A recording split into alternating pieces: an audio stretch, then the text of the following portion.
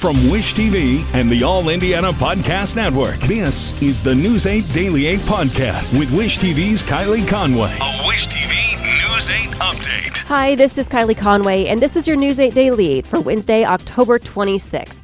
The showers that we've had this morning are going to dry out by this afternoon. Going to have some cloud cover, but that will decrease throughout this afternoon. High is only going to get into the upper 50s and some wind gusts of 25 to 30 miles per hour. And today, state police say they'll release new information about a child found dead in a suitcase. A mushroom hunter made the grim discovery in April in rural Washington County.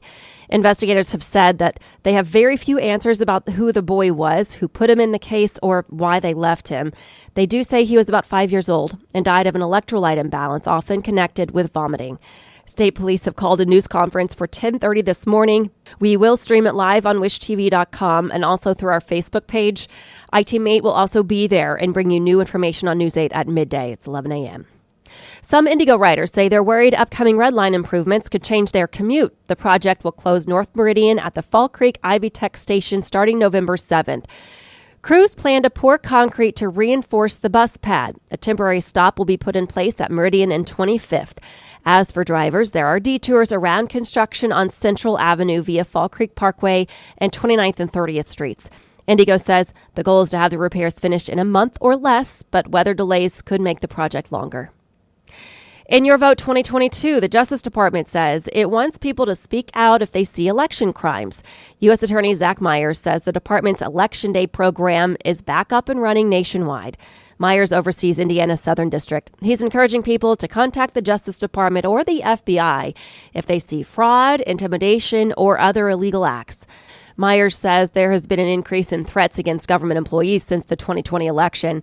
There are several ways to report an election crime. We have them listed on wishtv.com right now. Just look for this story in the As Seen on Wish TV section. The BMV is extending its hours for Election Day to make sure you can get a license or ID card needed at the polls. Monday, November 7th, branches will be open from 8:30 in the morning to 8 that night. The next day, Election Day, they'll be open from 6 in the morning to 6 in the evening, and then back to normal business hours Wednesday.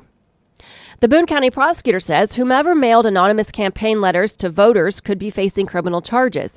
The letters were targeted toward Tim Hart and his run for Zionsville School Board. The letters claim Hart had been in trouble with the law and hasn't managed his money well. Hart denies the accusations, and our iTeammate couldn't find any documentation to support the claims. Hart is actually calling this defamation. Boone County Prosecutor Kent Eastwood says all campaign materials must indicate who paid for them. Neither of those letters did. If arrested, Eastwood says the person behind the mailings could face a misdemeanor charge that carries a year in jail and fines. A new report says the House January 6th committee has interviewed Hope Hicks, longtime aide to former President Donald Trump. The AP reports Hicks talked to the panel yesterday. Hicks was working for the Trump administration when the riots broke out, then was one of several aides who left in the days after the insurrection. It is not yet clear what she told the panel.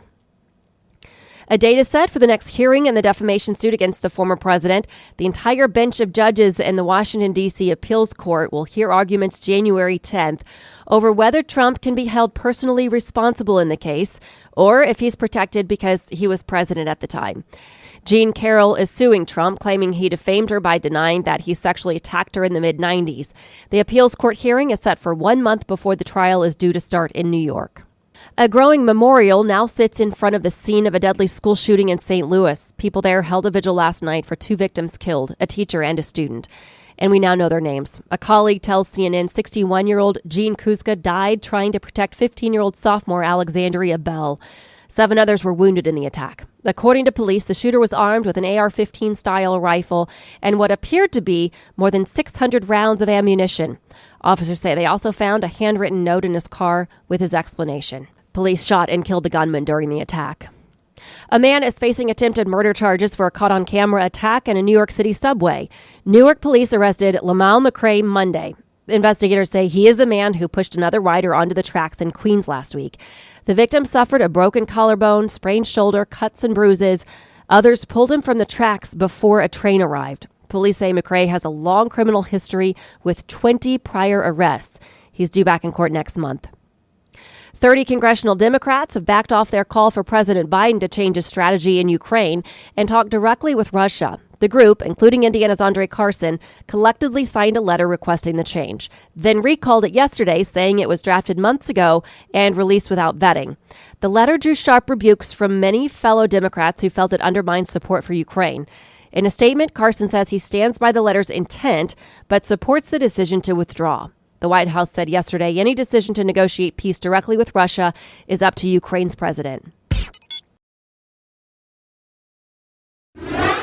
Prosecutors say they plan to appeal a judge's decision in a criminal case over the Flint, Michigan water crisis. The prosecution announced yesterday it plans to appeal an order dismissing the charges against 7 former Michigan state officials. The charges against them range from perjury and willful neglect of duty to involuntary manslaughter. The judge ruled the charges invalid due to a procedural error.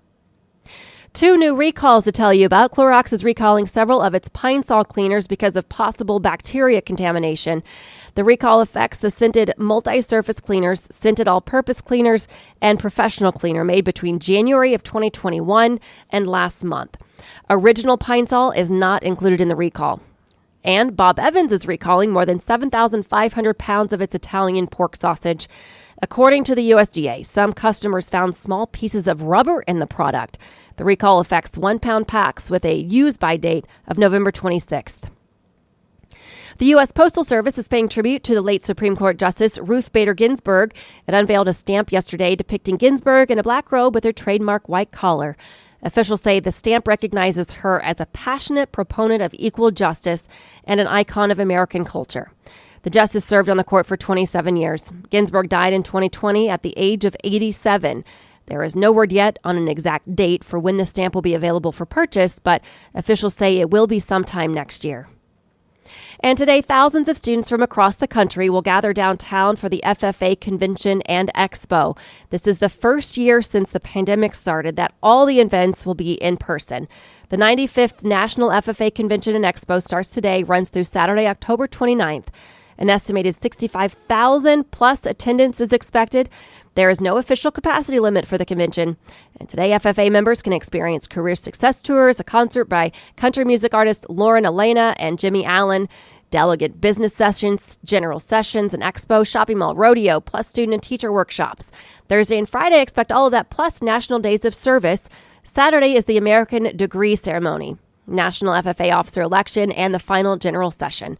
More than 300 exhibitors representing agriculture, colleges, fundraising, the United States Armed Services, and auto and truck manufacturers will greet all of the attendees.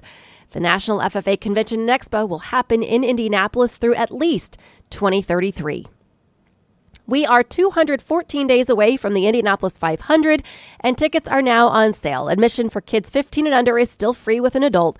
Fans can also buy tickets for almost all month of May festivities like the Grand Prix, Snake Pit, practice, and qualifying. Track President Doug Bowles says ticket prices are the lowest right now through the end of the year. And we've made it easy for you to find information on purchasing tickets. Go to wishtv.com and you'll find this story in the top of our homepage under the As Seen On section. A new but familiar face is sharing hopes for Butler Hoops. The team held its media day yesterday, led by head coach Thad Matta. Matta returned to his alma mater in April. Other teams are giving very little credit to the Bulldogs.